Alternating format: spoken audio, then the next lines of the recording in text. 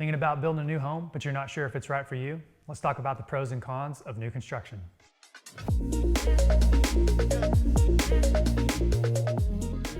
If you've been looking around for homes that are on the market and you are looking at pre-owned homes, you may be thinking to yourself, God, it looks like there's a lot of work, maybe some deferred maintenance, and it's not really something that I want to mess with.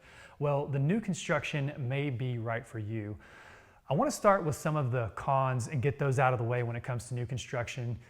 The number one thing that buyers seem to shy away from is it seems a little bit overwhelming. They don't really know where to start. They don't know what to expect. And that's really where having a real estate agent like myself guide you through that process can be extremely beneficial if you're thinking about new construction. Another overwhelming thing can be the timeline that it takes, especially if you're starting from the ground up. This could be a 6 to 12 month process. I've even heard of them going over 12 months. And that can be a little bit challenging for buyers to wrap their head around that kind of timeline.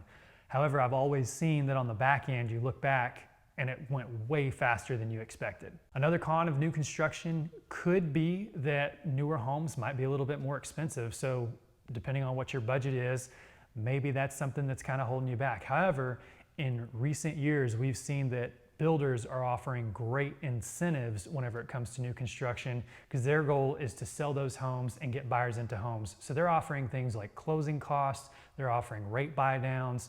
They offer great incentives at the design center, such as upgraded flooring, upgraded countertops, cabinets, hardware, all that good stuff.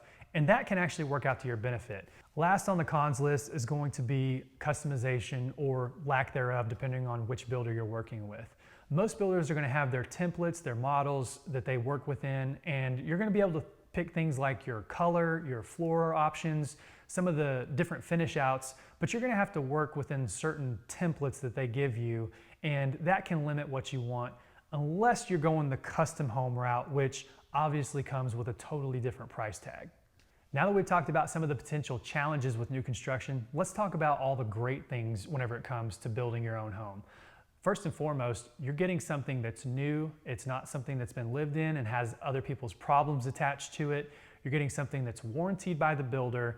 You get to pick certain finishes, you get to design the home, and you really get something that you're proud of, and you just kind of have that pride of ownership because it's something that you built and is unique to you.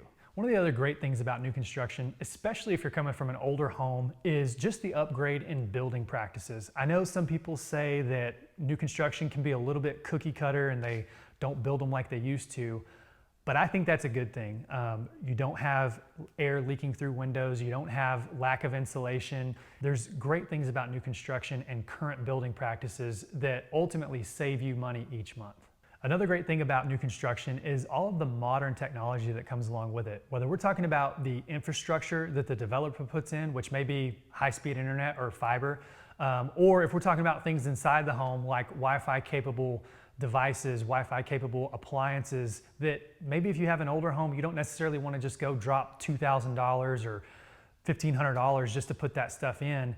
If it's being built into your home because that's what comes with new homes, then that's a great thing. It may be built into your purchase price, or like I talked about earlier with incentives, it could be something that the builder's just throwing in just because they're offering great incentives right now. Lastly, the big thing that I want to talk about is the different financing incentives that some builders are offering with new construction homes.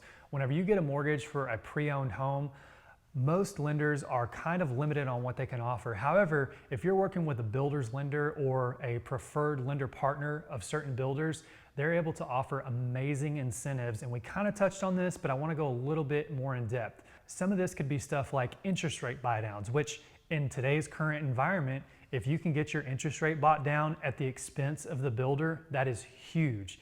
They'll cover your closing costs. They may cover your title policy. And there's just all different kinds of ways that they can structure those loans because they partner with that builder and they're the preferred lender. So if you're thinking about new construction and you're kind of hung up on maybe some of the challenges that we addressed, or maybe there's something else in the back of your mind that you're not able to wrap your head around, give me a shout because I'd like to talk to you about your personal situation and your circumstances. And maybe some of these things that you perceive as challenges are something that we have a solution to. This is what we deal with on a daily basis. I love helping clients build their new home. We can talk about different neighborhoods, communities, floor plans, and incentives that work out for you. So be sure and reach out to the Meals team. Once again, my name is Cory Meals. I hope you're doing well, and I'll talk to you soon.